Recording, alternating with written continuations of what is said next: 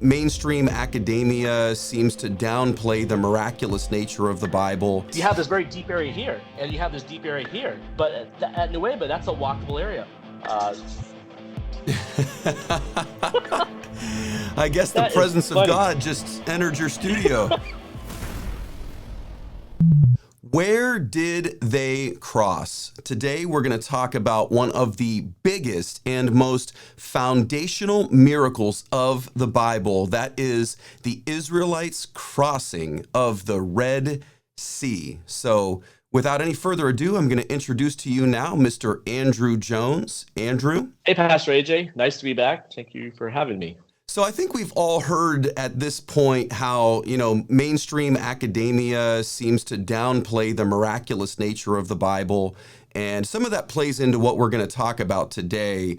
But what some may not realize is that there are different views on where the location of the Red Sea crossing, yes, I said the Red Sea crossing might have been this pivotal foundational miracle of the Bible. And if you're an evangelical Christian and you're somebody who wants to take a literal view of the scriptures, obviously this is an important thing. It's a big deal because you might hear out there in the world that there's just no evidence for it. You've also got some people sort of, I don't want to say on the traditional end of the spectrum, because if you go back far enough, traditional, people believed in the Bible and they believed that this was a literal event. Others, though, have actually taken a different view of it. You had told me there was a recent article that came out. Can you kind of tell us a little bit about that article and where some of the people who don't see a kind of a large-scale miracle taking place here say that the Israelites crossed? Yeah, they had an article in the British press, and I think other news sources picked it up. It was actually about a March 2023 study that was published in one of the scholarly journals, but it was about this study that showed the possibility that the Red Sea was due to a meteorological event, they say, something due to weather, and not because of God's power.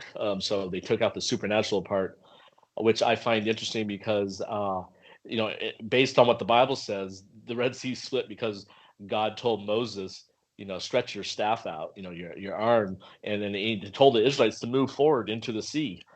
So I don't know how a natural event could happen just like the perfect timing, but everything's possible.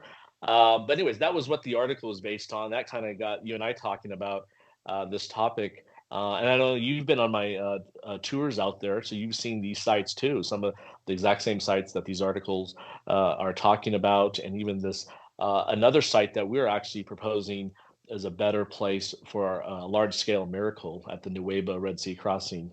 Yeah, I do. I actually have a little bit of the sand from the Saudi side of the Red Sea here. So I don't know if they're going to come looking for me, but I did smuggle some of that out of the country. But I was on the tours with you there and had actually been to the traditional Sinai and then also this new proposal, or what's become sort of a new proposal in the last 50 years or so. But some of these individuals will say that because of this naturalistic explanation, the crossing site had to be in a different location, and that kind of makes it smaller scale. Where is that location that they say it happened, and what are the problems with this particular location?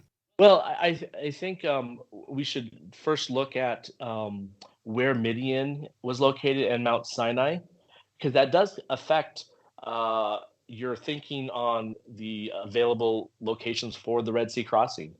Um, if you say the Red Sea only happened, the crossing only happened on the Gulf of Suez, or one of the lakes there, just north of the tip of Suez, then that means, yeah, you have the Sinai Peninsula as the nearest location for these mountains and the wilderness, and so that's why a lot of people say Mount Sinai is in the traditional site or near there.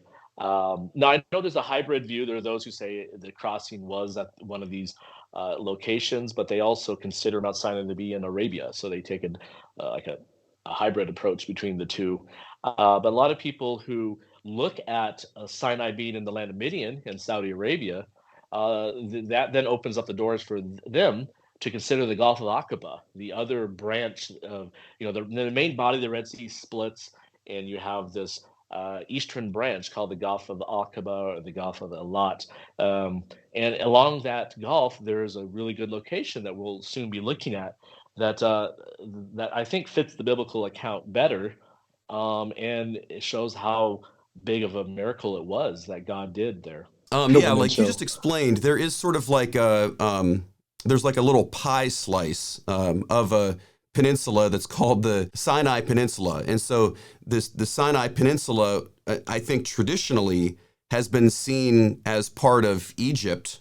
To this day, I think it's actually part of Egypt. But if you go back in time and you look at ancient maps, the Sinai Peninsula is actually part of Egypt. It's not part of modern day or ancient Midian. And so, so this, I think this is where the problem lies. The modern day understanding of Sinai being in the Sinai Peninsula means that the Red Sea crossing had to happen kind of up to the northwest of where we would place it. And that's what a lot of people seem to think.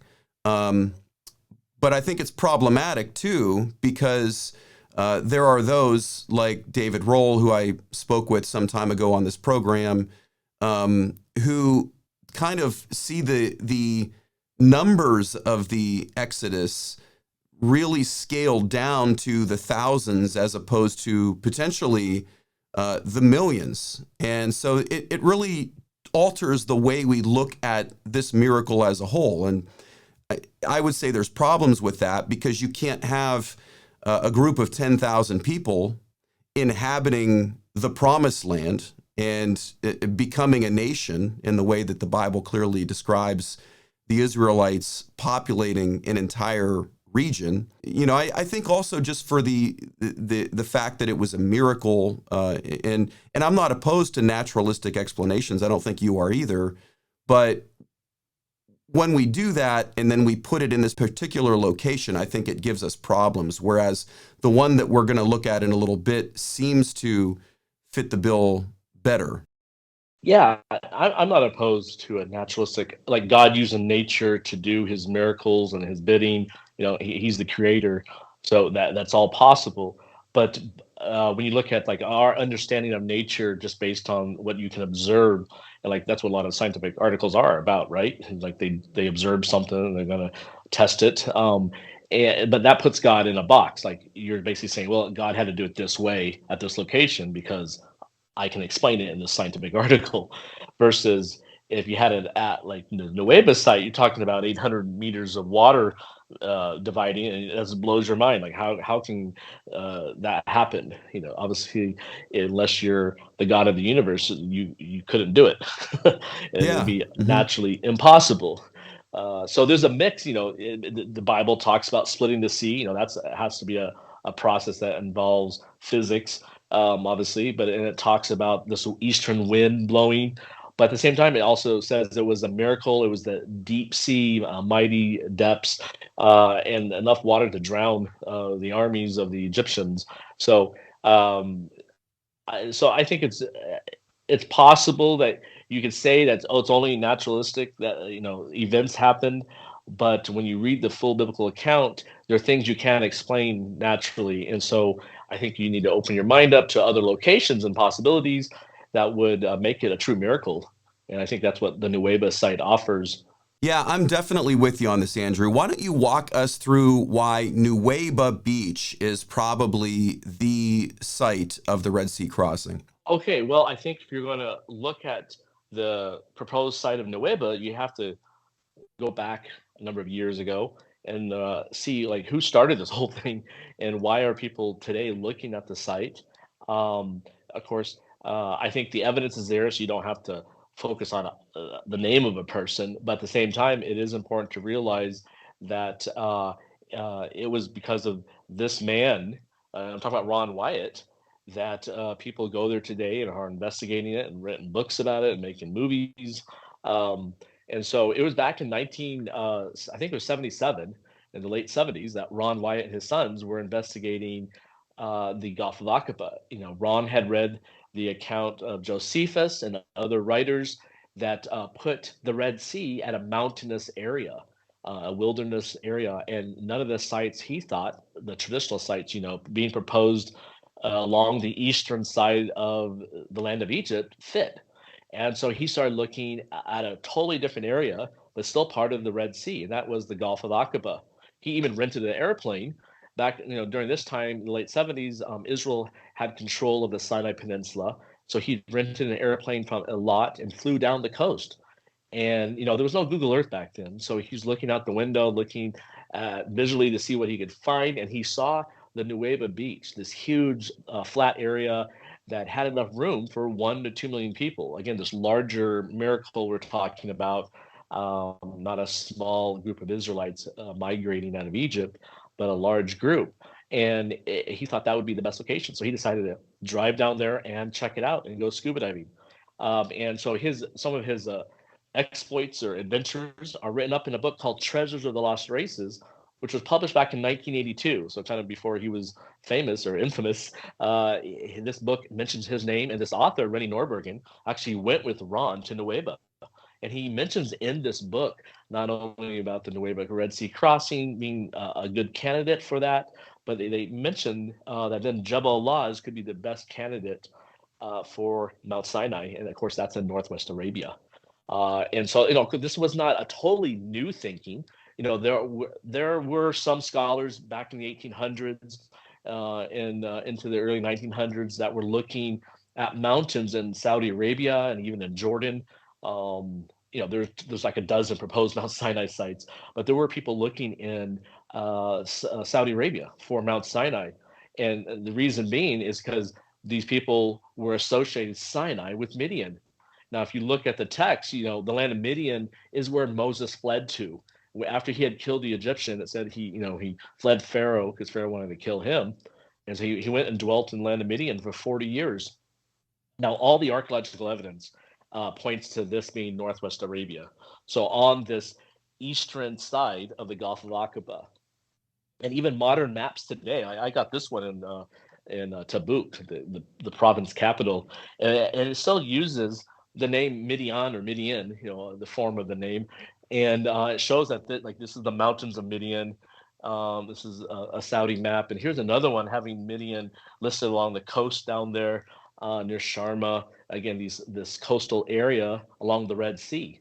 And you look at biblical maps, most Bible maps will place Midian correctly in Northwest Arabia there. And then because of the archaeology, now it is difficult to associated pottery with a certain ethnic group, but you do have this painted ware that's called, that a lot of it was produced in one of these archaeological sites called Quraira there in Northwest Arabia, one of these sites in the land of Midian. It was producing this special painted pottery that spread out up into Israel and Jordan. But you don't find any of it down near the traditional Mount Sinai site. There's a lack of evidence of a thriving society in the Sinai Peninsula, yet where the land of Midian is at, you have these communities dwelling around the oasis, and we're going to look at a couple. And so this is where Moses would have fled to.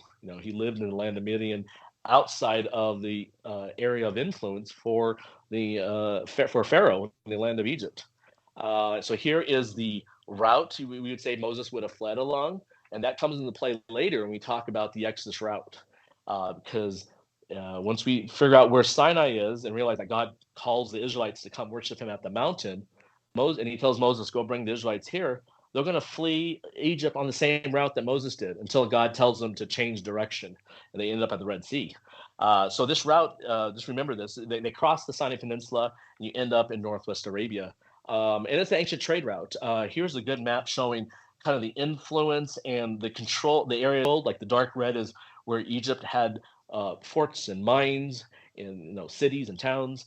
And then the lighter red is just like desert areas that they had influence in, and you could say maybe even controlled those areas. But you notice that the whole Sinai Peninsula was under their influence and control because they had a number of mines, especially at Serebet el-Khidem. and I've been there, and that's a copper turquoise mining area over many dynasties, even up to the after the Exodus into the 19th dynasty and later.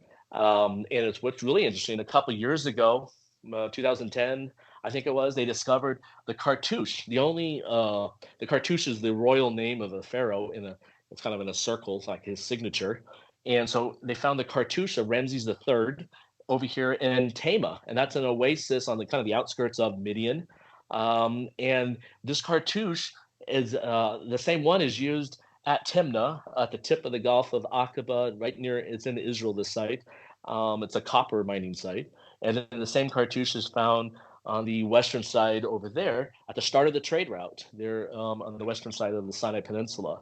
And so it kind of marks during the 19th dynasty this trade route that people would go along to trade goods between the Arabian Peninsula and the land of Egypt.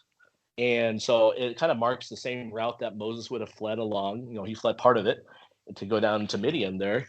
And I actually last month went and finally for the first time saw this cartouche. We went way out in the desert there, just south of Tabuk, and we had a local guide. And at first he couldn't find it, and finally he spotted it, and we were able to document this Ramses III cartouche. Now this is after the Exodus, but again, it shows that the pharaohs had marked this spot, and they were still using the trade route even past the Exodus. So we're looking at this. This is a satellite image showing the Sinai Peninsula, where the traditional Sinai is located from Mount Sinai, the Gulf of Aqaba, the main Red Sea down here, and then this northwest Saudi Arabian area that everyone agrees is Midian. And it's not just all desert out there. You know, everyone, when you think of Saudi Arabia, you think of the empty corridor with this huge sand dunes and, you know, hot desert temperatures. But Northwest Arabia is a mountainous area with many oases and valleys. And this is Al-Bada, the traditional home of Moses. And on my first trip there in 2016, we visited a farmer, and he showed us his farm, and he's growing alfalfa, and he's pumping water. This water, he said, he could dig a well and go down like 10 feet, I think it was, and pull out the water. And he was filling up these holding tanks with, you can see the water coming out there from his pump. And it was a lot of water. And so the water table there's pretty high because of the drainage system into Al-Bada. And so this is not just a modern thing. You know, the ancient writings, historical writings of this region mention a big oasis, much bigger than it was today. And so the tradition has Jethro living at this town. It was one of the best places to be in Midian. And you could say that here's a quote from a scholar talking about how the land of Midian became the city of Midian during the classical period, so the Greeks. And that name was transferred to the town of Al-Bada, which we now call Al-Bada. And so that name has never really been lost. So we can really pinpoint Midian to that northwest area of Saudi Arabia. And this is where you get the traditions of the cave of Jethro, which you saw on our tour, which are Nabatean caves, but at the same time, it shows this the locals attaching the biblical stories of the Exodus to this area of the world, not the Sinai Peninsula, but to northwest Saudi Arabia. Here's a quote from the book of Exodus talking about how Moses, when he fled Pharaoh, he went and dwelled at a well. You remember the famous scene in the Ten Commandments movie? Charlton Heston goes to a well there. He's fighting the Amalekites, I think. And Jethro's daughters, have their sheep there. Well, there's a traditional well of Moses. I don't have any photos in this presentation, but when you go there, there's a big hole in the ground, and you can see the area where, since at least the Islamic, the Middle Ages, they would associate this well as being the well of Moses, and the archaeology from that region show that they were using that well at least as far back as the Nabatean, if not before, so like the time of Christ. But whether it's that well or one nearby, the whole point is that that area was where the Midianites lived, and Al-Bada was one of the biggest oases in the land of Midian. Yeah, I think that's a really good point. And, they'll show ancient maps of where Midian was, and these maps go back 2,000 years. It places it in northwest Saudi Arabia. So there is that. But in addition, I think just from like a common sense perspective, when I look at the Sinai Peninsula, it seems to me that it's not far enough from the reach of Pharaoh. Like if the Bible story happened, and if this large group of people that is a nation of people escaped out of the hands of Pharaoh and the most mighty empire in the world in that time, it would seem to me that the Sinai Peninsula just isn't that far away. If I were running, I mean, it just wouldn't make sense, in my opinion, to be in the Sinai Peninsula. I would want to get farther away, you know. So I think there's just sort of that common sense side of things that makes me want to push Midian to a place where the Israelites could have some safety and security. You make a very good point. In fact, we're going to look at a couple of key verses in the book of Exodus where during their journey, when they leave Sinai, or they leave Goshen, I should say, the day after Passover, it says when they get to the Red Sea, why have you taken us out of Egypt to die in the wilderness? That was a common theme that they would always accuse Moses of taking them out of Egypt to this land of, leeks and onions and fish and whatever else they were, eating there, and now they had to eat manna and in the desert. Well, if you look at the influence of the Egyptian Empire, that one map that had all the red on, it does seem like that traditional site of Mount Sinai is a little too close for for the Israelites to not be bothered by any of the Egyptian people or army. But if you also think about the Red Sea crossing being outside of the land of Egypt, then it fits perfectly the Nuweiba site, because there are those verses where the Hebrews, the Israelites, are saying, "Why did you take us into the wilderness?" And they're at the Red Sea crossing, accusing Moses, and they say, "You took us out of the land of Egypt, out of Egypt." I always wondered for those. We do have a graphic, this graphic showing this eastern side of the land of Egypt. Now, those are the traditional, kind of the more traditional sites there that you had starred, correct? That's where, yes, at the tip of the Gulf of Suez. Correct. Just to help everyone's geography, like I know it's difficult when you mention all these names, you don't visit this a lot. So this is the Middle East here, and you have Egypt. This is Lower Egypt up there, and then you have the two arms of the end of the Red Sea. So you have the Gulf of Suez and the Gulf of Aqaba, both considered part of the Red Sea. And then in the middle is this triangular piece of land, and today it's called the Sinai Peninsula. And the traditional Mount Sinai is down here in these southern mountains. And then in the same area, as we mentioned, there's a lot of mining activity by the pharaohs in Serbid al-Qaeda. And then you have the ancient roads going across near the coast from Egypt to Canaan, up into the Fertile Crescent, Mesopotamia and the Hittites and Turkey. And so that was a very important route. But along that route, the pharaohs had a lot of fortresses, and they guarded that because obviously that's the easy way for invaders to come in to the land of Egypt, was through this land bridge kind of from Canaan all the way down to Egypt. And so that way of Horus, which is, the way of Horus, Horus being one of their gods, is called the way of the Philistines in the book of Exodus. This road is a path that God said, do not travel along. And so we have it's the fastest way, though, to get to Palestine, to get to the promised land, is just take the road. But he said he took them another way to the Red Sea, via the wilderness of the Red Sea. So you have these two paths out of Egypt, and we'll talk about that briefly. But this kind of shows you how, because of all this confusion, you'll see this map like this in the back of your Bibles. It has all these different proposed routes for the Exodus, and different proposed Mount Sinai's and different proposed Red Sea crossings. And so the next slide, which you were talking about, is this one that has these stars, and they kind of illustrate, they show the different proposed Red Sea crossing sites that a lot of scholars will say happened. And it's always near Egypt.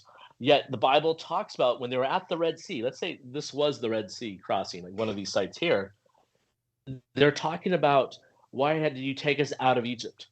And it makes zero sense for the Israelites to be saying that, especially the main view right now where the Israelites crossed, that you see in Hoffmeier's writings and David Roll's, is this star way up there close to the Mediterranean Sea. And I don't have a detailed, in their books, they have like a detailed view showing like where they think the path was, and it's going around some marshes and lakes. They say that's the wilderness, and they're outside of Egypt. But They have to get through a bunch of fortresses and cross over a canal. Um, why would Pharaoh send a big army after the Israelites if the Israelites have not even passed over the border Yeah. and left the country of Egypt? He shouldn't be scared. He has all these forts guarding his eastern frontier and this entrance from Canaan. He has his army stationed. There was a big area. I might be mispronouncing the site, but I think it's called Chutku. It's Tjeku, Jakku, or something like that. Anyway, it was a big staging area for the Egyptian army. They found the ovens where they baked all the bread and had the supplies for the army and the chariot, like horse stalls for the chariots. And so the Israelites are coming through that area. He didn't have to get his army ready and go after them. They haven't even left Egypt. But the biblical account says they were outside of Egypt and Pharaoh had to go after them. Um, and so it makes zero sense that any of these sites. We'll briefly go through these. So that first site up there we just talked about. Here's a closer view. This is the modern satellite image. So in ancient times, the Mediterranean Sea was more inland, and the coastal line was different. And so I should have grabbed one of the graphics from their theory, one of their books. So it's kind of hard to understand what they're saying. But this is the general area that they're saying, like Hoffmeyer and David Roll, the Red Sea. This one is Ismailia, and I'll show another view of that one in a bit. But what's interesting is Lake Timza, which is right there, and the city of Ismailia is right there. Nearby, this is where almost everyone agrees is Sukkot, the first camping site of the Exodus. Those who say the Red Sea crossing, the summer along here, they all agree that Sukkot is here. Ron Wyatt, Dr. Glenn Fritz, Dr. Leonard Moeller, and those who have Nuweiba as the Red Sea crossing, they all have Sukkot right there. So that's kind of like the general, like when the Israelites left their homes in Goshen on Passover, and then they said the next time they camp or set up to sleep is at Sukkot, and they had palm branches. So it must have been a big oasis, a lot of water. And that's what you find today, this marshy area. And so everyone agrees that that's kind of like the starting point where all the Israelites are at before they head out into the wilderness. But from there, that's where everyone changes. So, because most people now will say they went north to the way of the Philistines, but God told them not to go that way. He said they went to the way of the wilderness of the Red Sea. And I have a graphic coming up that will show the two ways out of Egypt and why the Israelites, believe they took the way of the wilderness across the wilderness of the Sinai Peninsula. And so, anyways, here's the other graphic or the other site. We're kind of going from north to south of these proposed locations. This is the Bitter Lake. But the strange thing is most people don't read the historical record about this region. And this was not even a lake up until the time of the Suez Canal being built. And the Suez Canal filled this in. This was a dry basin. Maybe during some rainstorms, it would get all muddy, but it was not a lake. And so people wrote about it, this being a basin. And then when they built the Suez Canal, 200-300 years ago, this filled in with water. Now you have this there's two lakes there, the Greater and Lesser Bitter Lakes. And that was I guess the presence of God just entered your studio. You know what? I guess you are a man who has ascended Mount Sinai and lived to talk about it. You'll have to. That's so startling me. I thought it was a one-time thing. I should unplug that. Yeah, now the mist. I don't know what that looks like, but leave that in the. Where's my friend? It looks like ancient incense, or either that, or like the building is on fire. One of the two. Yeah, we're fighting the fire. Yeah. So real quick, Andrew, with these images you're showing us, one of the things that I notice is this is a marshy area, and like we talked about when we began, that's why some kind of dumb down, scale down the biblical miracle, because this isn't as big of a deal to cross. And I know you said that this at one point wasn't a marshy area, but even like north of that, but the other ones, some of that stuff, like it's not as big of a miracle. So not only are they not really fully leaving Egypt if you take the traditional location, but for some of these traditional crossing sites, it's like they walked across a marsh. It doesn't have, the 1956 Ten Commandments Charlton Heston scale to it. Well, the strange thing is, like those who say, "Well, this is the Red Sea crossing." Number one, how are they blocked in? It talks about like in Josephus that they're Yeah. surrounded by mountains, or like even in the Bible, Exodus saying that they were entangled in the wilderness. How are you lost here or entangled in anything? If you drive this area today, it's a flat, mainly desert area. And like if let's say the Bitter Lakes was there instead of just being a basin, like for this proposed site, why? How are you stuck? You just go around the lake. There's nothing blocking you in. It's just this, it makes zero sense for them to be scared God parted the and swampy not marsh. realize. Yeah, and they could just gone to the north or south to get around it. It's not like they're stuck there. And then of course moving down south, another proposed, it's more of a classical view because it's one of the longest proposed views, or the oldest, I should say, is that was the tip of the Suez Gulf. And so somewhere in this area, there's a couple sites people have proposed, but and I had some friends who believe that, like they accept this route, but they have Mount Sinai in Arabia, so they have a hybrid view. And I like to see more of their. One guy's getting his dissertation on some of this, I believe. So I like to see more on like their understanding on it. Personally, I still go with NUWEIBA, as we'll see why soon. But anyways, there are good people who believe each one of these, but I just don't think it's going to fit this big miraculous view to have the crossing that close to Egypt, to still be in the land of Egypt, and no way you're stuck here. Um, and so here's just I took this photo. It's actually two photos combined. I took it from the airplane. I had a flight from Cairo down to the tip of the Sinai Peninsula, Sharm el Sheikh, and just happened to be on a window seat on that flight. I looked out and I could see this traditional view. You can see the Suez Canal starting up there, and then this is Suez. But right here, this area where the red arrow's at, and maybe right there, those are a couple sites that people have proposed that the Israelites would have crossed. And they say, well, there's a mountain right here, and so it kind of if they got down this area, they would have been stuck. From a high level, let's say maybe 1800s map, you could consider that. I've driven this. There's a road right there you can drive. Okay. Even from this, you can kind of see from the airplane view. It's kind of hard though. But basically, there's like a mile wide. Maybe it's not a mile, but there's a wide enough flat area there that you can easily walk and go around the mountain and like play what do you call it, like ring around the rosy with the Pharaoh's army, but you're not stuck. There's no mountain like at Nuweiba going right to the beach and making it so you can't go anywhere and have Pharaoh's army behind you blocking you in. It just so this site itself doesn't work. And I don't. Let me see. This verse here talks. Yeah, here we go. So now we're talking about the two ways out of Egypt: the way of the Philistines, which God says He did not lead them by. Yet all these people say they went up that way. Roll in Hoffmeyer's route, and that's usually the route you see in the Bible today. And then it says though that He led them the way of the wilderness of the Red Sea. And so now, again, I'm a visual person, so I got to see that on a map. So we're looking again. This is kind of a different view because you're looking east towards Israel over there, the Dead Sea. Here's the Gulf of Aqaba, land of Midian and Saudi Arabia. And then here's the Suez Gulf, and down that's Goshen down there, the land of Egypt.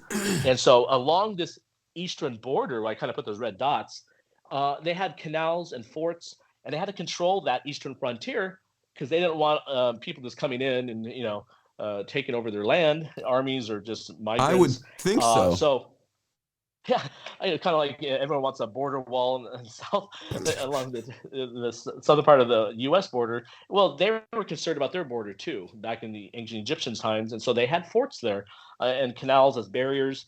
So there's two main ways out of Egypt during this time period. The green arrow, that's what we would call the way of the Philistines. Now that's the shortest way to get to Israel. The Egyptians in their literature, they call it the way of Horus. And during the Greeks, they call it the Via Mara, I think, the way of the sea, a coastal route. But the Egyptians had all these forts built along that route. And so the next way out is kind of where we were talking about Lake Timza, the proposed Sukkoth camping site, the very first place the Israelites encamped and made booths out of palm branches and these temporary dwellings. That's the starting point. And it says that God took them that way of the wilderness of the Red Sea. And so to understand why would you call it like where's the wilderness of the Red Sea? That is that whole area out there, what we call today the Sinai Peninsula. And it's between the two branches of the Red Sea. Here's a map I made, kind of illustrating the route we're proposing. That this is from Ron Wyatt, and then others have picked up on it and done more research, like Dr. Glenn Fritz, Leonard Muller. And so, anyways, I think before I get to that verse, I thought I had a slide about kind of illustrating the route, but I guess that was all I had. Anyways, so if you look at the biblical account, it's after they leave Egypt that God then tells them to change direction. And it says, and that change of direction gets them at the Red Sea. But this only happens after they left Egypt. Because when they're at the Red Sea crossing, the Israelites are complaining that you've taken us out of Egypt. They're accusing Moses to die in the wilderness. And so along this proposed route that we're talking about, this ancient trade route from Egypt to Saudi Arabia that Moses fled and that Ramses III, his men marked, this route, it would have taken the Israelites all the way to Midian. They would just, it's like a natural highway. People used it all the time. But right before they would get to Midian, God said, change your direction. It's And really interesting Moses, that I didn't mean to interrupt you, Andrew, but Moses actually had been there. So he would have known how to get to Midian, and it would make sense that they would have been traveling. Obviously, Moses didn't go through the parted sea when he fled Egypt the first time, so he would have went the way that was natural to him to get back to Mount Sinai where God told him to go. That was probably why, exactly, and that's probably why God had to tell him, like, change direction. Moses is thinking, why? Like, because the natural way, I've been on this route to and from Midian, and why are we changing direction? They're following the cloud, but God had to tell them to change direction. Otherwise, they would just naturally keep continuing around the Gulf, following this, you can call it modern highway. This trade route that's well known. But he said change direction. Now, the interesting thing is, there's only one area along this Gulf of Aqaba, Red Sea body of water that has a big enough beach that has one way onto it that comes off of this ancient trade route where you have to change direction to get to. And that one beach is called today Nuweiba. And so that's why, there's other beaches along the Gulf, but this one here has has everything matching. There's not like some of that matches, but other stuff we have to figure out how it would work. Every point from the biblical record and what the historians have wrote later on about the Red Sea crossing, like Josephus, fits at Nuweiba. We're going to quickly go through some of that. But first, the biblical account talks about them being lost in the wilderness or shut in. Wandering in the land, wilderness has shut you in. I've seen some really interesting theories for the traditional list, those who say it's up by those lakes, like David Roll and Dr. Hoffmeyer. David is also, I should say, he's a doctor too, an Egyptologist. So these guys, even with all their degrees, they have to figure out how this fits in their path. And I've been driving, I drove that area up there, and you have to wonder, how are you lost in the wilderness? How are you shut in when you just left Goshen, maybe 30 miles away or less, and you're still you haven't crossed over the border canals or the border forts, and so Pharaoh has no reason to be concerned that you're going to escape. His army's right there. So again, this verse is key, and it doesn't fit the geology or the geography of that area of the eastern side of the land of Egypt, the traditional Red Sea crossing sites. But if you look at this mountainous area by the coast of the Gulf of Aqaba, there's this one, they call it a wadi in Arabic, which is a valley system or canyon. It's a natural roadway that you could use to march through and walk through. So there's this one canyon system that leads off of that trade route and ends up at a huge beach called Nuweiba. And this is a modern name for this as Wadi Watir. Now here's a quote from Josephus, and he talks about how the Israelites, the Hebrews, were driven into, they came into this area because, God told them to change direction, and they ended up at this narrow area. There's nothing like this along the lakes and the traditional sites where you're stuck. And so here's a satellite view of the Nuweiba beach. You can even visually see that canyon system that goes into the interior of the Sinai Peninsula to the traditional, or I should say, to the trade route that goes to Midian in Arabia. And they're hemmed in at that location, correct? By the mountains. If they get there, you can You're hemmed see in, yeah. how that fits with You how are they would be hemmed hemmed in. in. And you even see the Here's a path that they 3D took to get Google to the Earth. beach as well. Yeah. Oh man. Yeah. I think, in fact, on your tour that you were on, we drove part of it. Like we went down into it, and you can see you're in this canyon system. This is a photo I think Ron took. It's really good view up on one of the side of the canyon. But you're looking out, you can kind of see it. I can see it better probably on my end, but you can see the mountains of the wilderness of Shur, but in Midian, in northwest Arabia over there, and that's the Gulf of Aqaba. So this canyon system leads to this huge beach, and you can see how you're hemmed in. Josephus talks about how like the mountains to the south block them. In fact, the whole area you're blocked. Now, I've seen a couple of people who, again, everyone has their view of where the Red Sea crossing happened, and one individual would say that, oh, well, you're not really hemmed in here because there's these roads you can take out. In fact, we drove the southern road from St. Catherine on your tour coming in.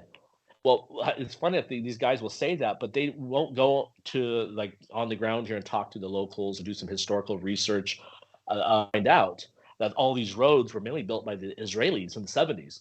And they say before that, the only way onto here that you could like take a road in was the Wadi Watir.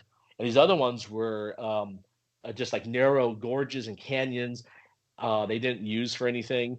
And even the road today going along the coast, you'll see it on some maps that there's a road.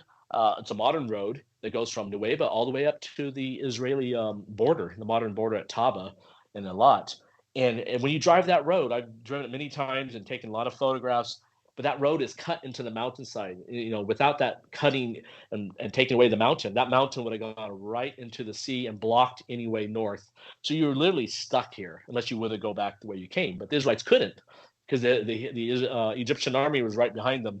And so the modern roads don't tell the true story. But so in ancient times, Wadi Watir was the only way onto this beach. It's kind of a highlight that the red line there. Here I'm standing in the canyon. Now, some people propose that Paihi Harath, I hope I said that right, the name that Moses wrote down for the Israelites coming down and camping in front of, they say that because it means the mouth of a gorges or canyon is one proposed meaning for that Hebrew word, that refers to Wadi Watir. And you can see this canyon system. It's a very pronounced or visual thing you see there. Like you can't miss it. It's on a small canyon. Now back to Josephus. Here, his quote about the mountains terminating at the sea. Now show me any mountain up by those lakes. It's all flat. It's marshland or sand dunes or a farmland. There's no mountains terminating at the sea at those traditional Red Sea crossing sites. Now they're at the tip of the Gulf of Suez. We talked about one of those classical sites, but even that mountain doesn't terminate at the sea. There's a wide, and I've driven there. There's a modern road. We stopped and filmed it. There's a wide enough part where I don't know if it's a mile or a little less than a mile wide, but it's big enough that masses of people could walk around that mountain. Again, Nuweiba, you don't have that. Nuweiba, it terminates. All the mountains go right to the sea, and you're stuck there.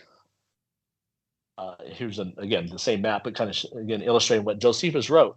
Now he was And 1,500 years after the Exodus. That beach but is he was large closer than enough we were. to hold like a lot of people. I mean, from the picture, it looks like a small beach. That's a huge beach right there that can easily accommodate 2-3 million Israelites. Yeah, I have a photo. We're down at the southern end where Ron Wyatt was scuba diving, looking for chariot wheels and such. At that southern end, you can see how massive. Like these are the trees, and these are the mountains. It's massive. It's very impressive when you're there. You can see like a wall. These mountains are hemming you in. You have the Red Sea in front of you, and one way that you came in on the Wadi Watir. That now the Egyptian army is coming in after you. And so, no, I forget how many thousands of acres are there. I once calculated, and I don't want to say it because I'll probably get it wrong, but on Google Earth, like if you have the application, you can it'll give you the acreage if you want. You can like draw a polygon, and I want to say it was like 10,000 acres, but it was a lot. Yeah, it's big. We've gotten some really nice views. Actually, it's kind of hard in this projector to see, but at a Wow. certain time of the year, you can be in Saudi Arabia, and you can actually get a photo with the sun going down between the canyons in Wadi Watir. So Wow. kind of a cool shot. Here's one from a boat where we actually take some of our time on our tours. We take people out on the boat at sunset, and you're actually taking, not too far off the beach, but you're on these little fishing boats that are rocking back and forth, and you're looking back and you see the sun set in between that canyon. And it's very similar view of when the Israelites were there, because it happened at night that the Red Sea crossing occurred. So the sun set, and they were scared to death that they're stuck here with the Egyptian army coming. Now, this is Hollywood, but it kind of, for me, I'm very visual. Just imagining this big miracle happening. Here's an animated GIF I found online. I don't know who did it. Is that AI But that made that? No, this was actually before that became popular. This Okay. might be a clip from one of the movies, or someone just made it, like the hard way back. This was like 5 or 6 years ago, I think. I've But seen some anyway, funny AI if pictures you of Moses and the Israelites recently. doing selfies, Yeah, yeah, yeah. yeah, I've seen. Yeah, it's pretty cool. Thinking about what if they had cell phones back then? They wouldn't gotten lost, that's for sure. They would have Google Earth. But if you think about Nuweiba versus the marshlands, and we talked about this big miracle versus a small miracle, and just wading through the marshes. Well, this is kind of what it'd be like for Nuweiba, because Nuweiba is 850 meters deep in the middle, but much deeper on both sides, especially the south side of Nuweiba. So there's this walkable path that I call it. And it's not an underwater cliff. You don't need rappelling rope to get down, and it's the only place in the Gulf of Aqaba we have these large beaches to for the Israelites to camp on, and then a walkable path underground under the water to walk when the water is removed. And I But think this it is is an deep. important point because this to me is one of the biggest evidences. You've got a way that they can cross, and you don't have that in Yes. other locations. Yeah, and I have a graphic coming up shortly that will compare, especially for the Gulf of Aqaba. Like there's no other place. Like let's say there are other beaches along the Gulf, but you don't have a way off the trade route to get to it. Or if you take the water out from in front of where you're at, it's a cliff. Like you take the water, what are you going to do?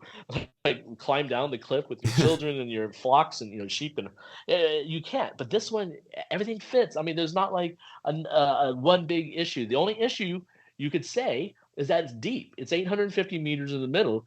But to me, because it was a mighty miracle that the Bible describes, and talking about the waters of the deep, God can easily just say the word, and if He can create the world by just pronouncing something, He can split the sea. So to me, it's not a problem. And this red arrow here on this new slide that is put up, it shows where they went from Nuweiba. You can see how big that beach is. It has thousands of acres. As you come over here to the Saudi Arabian side, where we take tours to, and as you saw too on your tour, that this is it's a much bigger beach area. So you have to find a Red Sea crossing where when they left this side and they go over, they don't hit a bunch of mountains. Like you can't like come up and go, oh, there's no place for us to go. We have to like mountain climb. But no, the Saudi side is a perfect place to receive the Israelites, so to say. That they come out of the sea and they end up here. And it says, in Exodus chapter 15 that they had a big, party. Basically, they danced and Miriam was singing, and everyone was so, happy and excited. And the bodies of the Egyptian army was floating on the coast there. So you do have even the Saudi side fitting for this Red Sea crossing route. To me, that underwater pathway is really that's a big evidence there. Like yeah, let me would that be a coincidence that along that whole stretch of the Gulf of Aqaba, there's nowhere where they could have crossed except for Nuweiba, and you could even picture the way Wadi Watir empties out onto the beach. That's a place where the pillar of fire could have easily withheld Pharaoh's army because they would have all been log jammed in Wadi Watir. Yeah, in fact, that's the key point of the story. There's a lot of details in the Exodus account, but I'm glad you brought that up because it talks about the pillar of fire that was usually in front of the Israelites, this cloudy pillar at day and a fire by night, that guided them where to go, like their GPS compass. It moved. It was a miracle. So you see this pillar, and it goes behind the Israelites and separates them from the Egyptian army to keep the two away from each other while the Israelites are escaping through the Red Sea crossing. And so, that pillar could have blocked them right in and stopped the Egyptians at that choke point. Wadi Witir. Now, you mentioned about the underwater path. Now, up until recently, the best bathymetric map of the made of this area, now bathymetric map is like underwater topography, showing the landscape under the water. But the best map was made by the Israelis in the 1970s. In the 1990s, I was in college, and I was really really into this a lot. So I actually contacted the Israelis, and because someone said you should contact a certain doctor. His name's on the map. I forget his name now. Oh, John Hall. He's still alive. I don't know if, this was mid '90s. I don't know if there was email back then or not, but I faxed him or emailed or whatever, and he actually mailed me like a big tube I got from Israel. I was like, oh, what's this? I opened it up for free. He sent me all these charts that he had made with his other colleagues of the Mediterranean and the Gulf of Aqaba. Now this is online for free. Like they digitized it, but back then I had this big paper map rolled up. It was really special to me because, as a kid or someone in college, this Israeli scientist actually mailed me a free map of the Red Sea crossing. And it shows, like you're saying, like Nuweiba is the only spot. I'll zoom into Nuweiba, but I wanted to show though the rest of the Gulf that like these other places where there could be like a little beach, Dahab.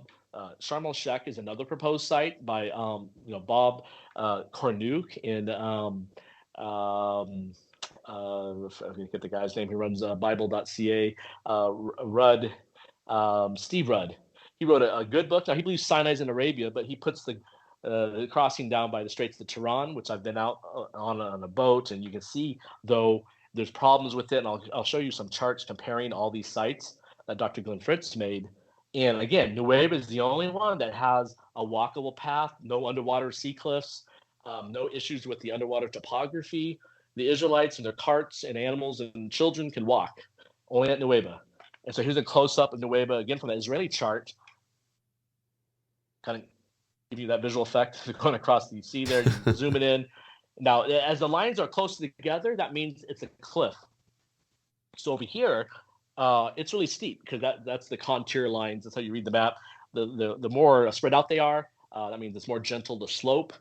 Again, this is Saudi Arabia. That's Nuweiba, Egypt over there. Here's a kind of an angled view.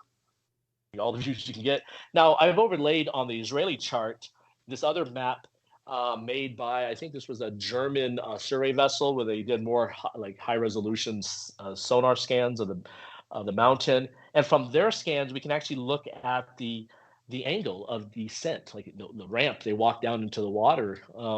And it's walkable. It's not an underwater cliff like you have along a lot of the Gulf of Aqaba.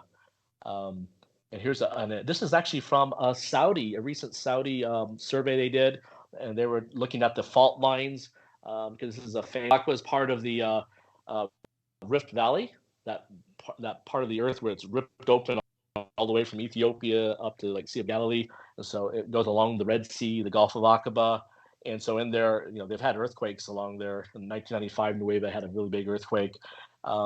Anyways, their survey shows this walkable path, that it's not an underwater cliff there. Now here's from Dr. Glenn Fritz's books. I do recommend his material. He studied this a lot, and he shows the angle of ascent and descent, and that it's walkable. You look at the degrees here, going down at 6 degrees. I'm looking at this without my glasses, so 7.4 degrees there. So it is a walkable, and then here's the chart I was telling you about, where it compares these different areas. Okay, so the top one on this chart is Nuweiba. Is Nuweiba. Okay. You can see it's a gentle slope walkable. Yeah. The other two are further down, like Dahab, which is a famous dive area, but has a little beach there. But let's say you can walk it, but you get to the Saudi side, it's like a cliff on these two here. Obviously, the Aragonese Deep is really deep. It's like, forget how many meters down in the middle. That's why Nuweiba is just north of there, and then south is a huge deep area. So that's why it's a walkable path. You have between the Elat Deep north of Nuweiba and south. Just go back a couple slides so you can see what I'm talking about. You have these, I'll just get up here and lecture like this. You have this very deep area here. Need a pointer. And you have this deep area here.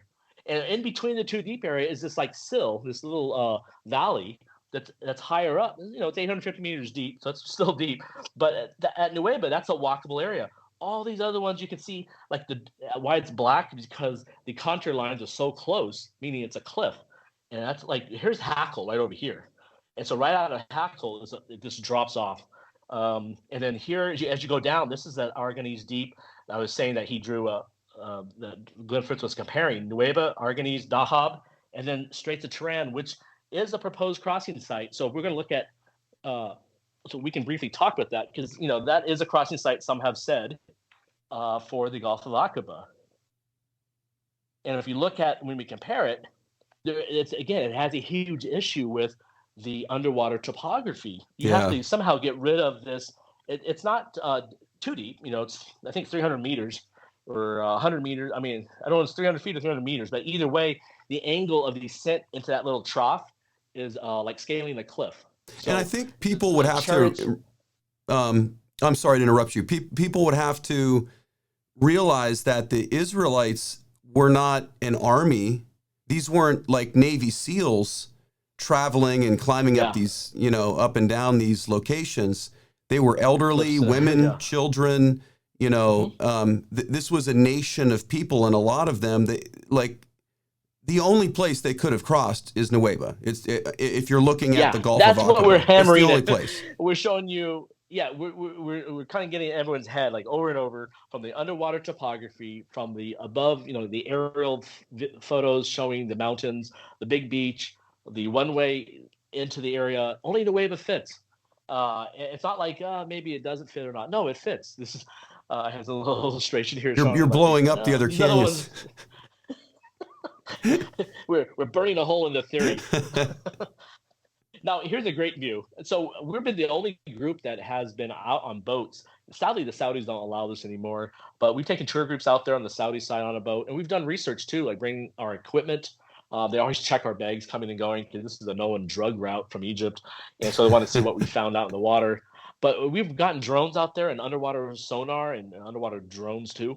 But I flew this one off the boat, and so you're way out there, and you can even see the gradual effect of this is looking over towards Nuweiba. So this side is Saudi Arabia, and you can see all this coral and how shallow it is. It just gradually goes underwater. It's very walkable. We This was on March and May of 2019, so right before the pandemic.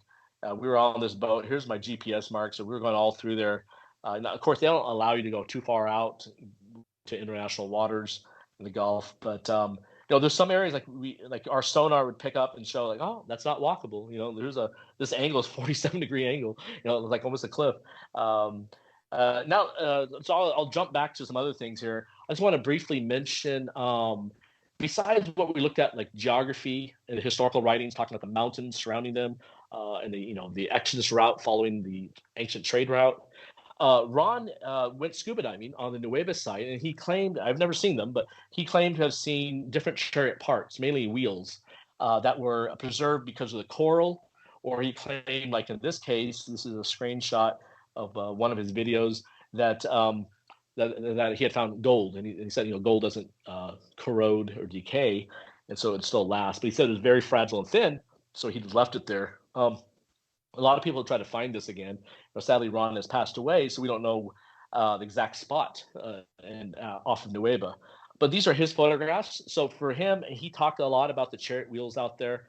I usually don't talk about what I can't see myself. So I don't dwell on it. It's a possibility. People have attacked these a lot, saying, "Oh, you're just looking at coral. That coral would not preserve stuff like that. Like wooden object would decay fast." Other objections are like these are valves from a ship, the metal like from recent vessels, the valves would turn things. I do know what you can see in museums. These are ancient chariots. You might have seen these too, and this is in the Cairo Museum. I think we did stop at that museum on our tour. So you can see the style of chariots back then. These are six-spoke wheels. Like this was a four-spoke one. Um, but at any rate, I don't know whether people talk about this a lot. It's a great way to get people to watch your video by saying you found underwater chariot parts. So I just know Ron's story. I don't think he lied, or maybe he misinterpreted some of the coral. But I do find some of the stuff interesting enough that it got him to keep going. Whether he interpreted all the data correctly, and whether chariots would have been preserved all these years, that's another question. But if you don't, to me, we don't need to find like a perfectly preserved wheel to prove it's the Red Sea crossing. You can look at the geography, the geology, the historical documents. Um, Anyways, so that was a little side thing about the chariot parts because everyone always asks that about Nuweiba. Um, in regards to, and we kind of briefly talked about this on the Saudi side, this huge beach. You've been and I've been on there.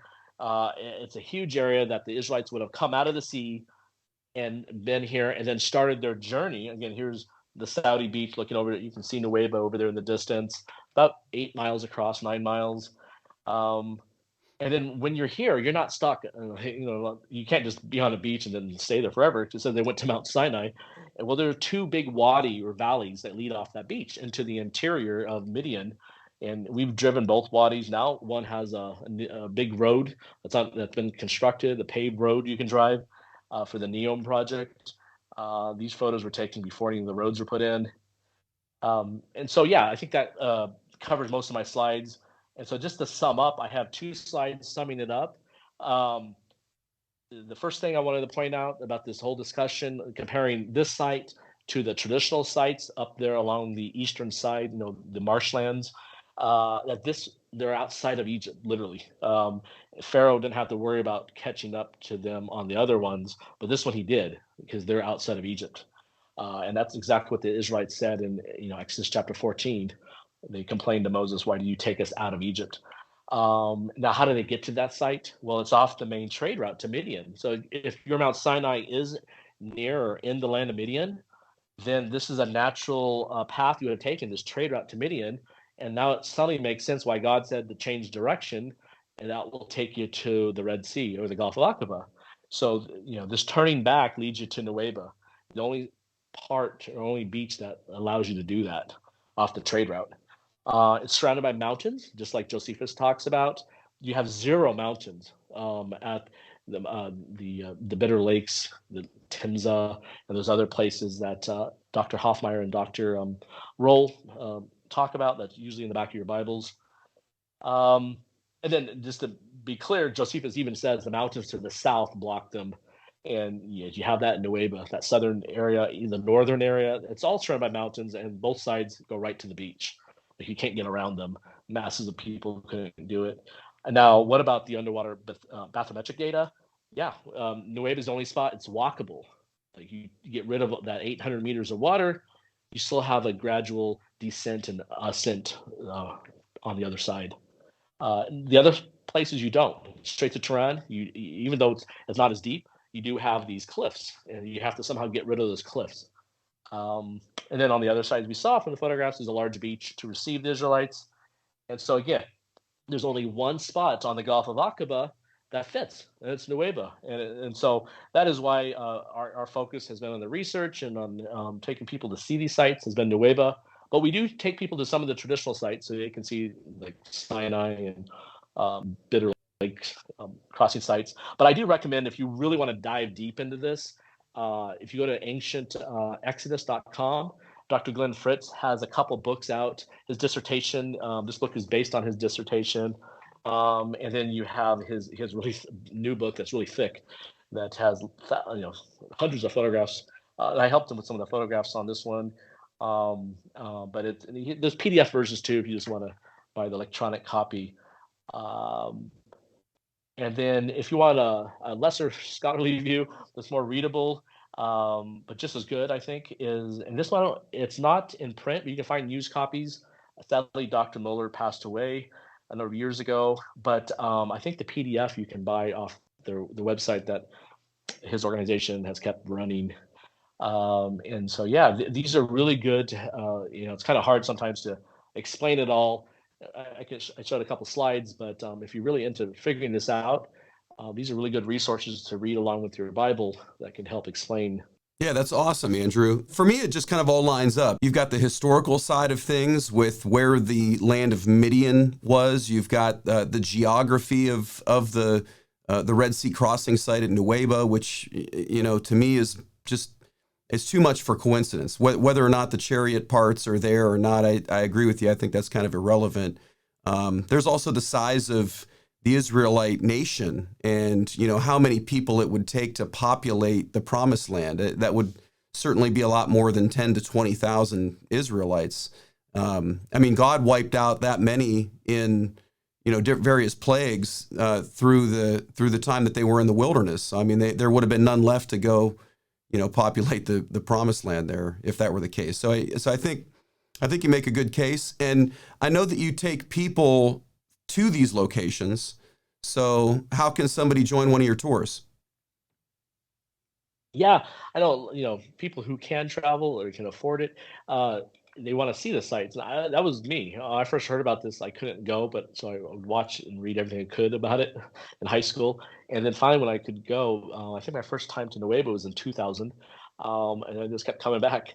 And then people wanted to come on my trips. I said, okay, let's make this a tour. So that's kind of how that all started. But if they want to join us, we do have tours come up in April, maybe May, but then it gets start getting hot. But we definitely have an April date coming up. And we also do private tours. So you just want your family or a group of church members, and only your group. We do schedule those in. So those dates aren't listed on our website. You just email us. So go to our website at discoveredsinai.com, and there's a contact page there. Also all the details about the tour and the itinerary and all that. But we also custom design things if you want to say longer or shorter. We had a couple ladies come out in October, actually the day the Israeli-Hamas war started. They crossed over that morning into Saudi, and we did a one-day tour. Usually we do 5-day tours out there with the 6-day for climbing, but they wanted to see everything. All they had was 1 day extra. So I said, I'm in the area. So we drove around really fast and took a lot of pictures. So that was great. But yeah, come join us. People ask, is it safe in Saudi Arabia right now? Our tours, there's a lot of companies doing tours of Israel, so we don't usually touch on that. But for Egypt and Saudi, we've been doing these tours since September for this year, or last year, I should say, all the way to December. So September, October, November, December, I've been in and out of Egypt and Saudi Arabia multiple times. No problems. Everyone there is telling us, please tell everyone to come. It's safe here. So again, we've had zero safety issues, and we would like to show you guys these sites if you want to see it. Yeah, it is definitely a major faith builder. And I took my 13-year-old son with me last year. He's going to be 15 here in a couple of days, but he was only 13 at the time, and it was fantastic. I thought the people were really nice. You guys climbed. Did you guys climb like the fastest up to the top? We did. We were trying to set the record. I think we might have. I know. Keith Johnson was pretty impressed. He was 80, but yeah, he called my son Spider-Man. That was my son Jake's unofficial nickname. But God bless you, Andrew. Thank you so much, man. And I think a lot of compelling information there. I hope people will consider it, and I guess we'll see you in the next video. Make sure to like and subscribe, everybody. I've already told you about my recent trip to the Middle East and the real Mount Sinai in Saudi Arabia, but what you may not know is that you can experience these things for yourself, and it's all made possible through our friends and ministry partners at DiscoveredSinai.com, where Andrew Jones and his team will take you on an adventure of biblical proportions to places like Noah's Ark, the pyramids of Egypt, the real Mount Sinai and Red Sea crossing site, the Split Rock of Horeb, Elijah's Cave, Sodom and Gomorrah, and Jerusalem. I can't emphasize enough just how incredible this opportunity is. It will be life-changing for you and your family. And here's the cool part. You can do the whole tour or just book the individual things you'd like to see. And the prices are amazingly reasonable for this all-inclusive spiritual experience. Book your tour today at DiscoveredSinai.com. Hey, there's one more thing I've got to share with you. I want you to know that you know Jesus and that you will one day be resurrected and spend an eternity with him. The Bible says that all those who call upon the name of the Lord will be saved. That all you need to do is confess Jesus with your mouth and believe in your heart that God raised him from the dead. So just say this prayer with me right now. Lord Jesus, I am a sinner and I need a Savior. I believe that you died for my sins and that you were raised to life 3 days later. Make me born again in my heart through the power of your Holy Spirit, and help me to live for you all the days of my life. In Jesus' name, amen. If you said that prayer, you are saved. Now go get yourself a Bible so that you can begin to develop godly habits in your life. And make sure to join a Bible-believing local church where you can be baptized as an outward symbol of what God just did in your heart. If you don't have a copy of the Bible, send us a message and we'll get one to you. Welcome to the family, friend.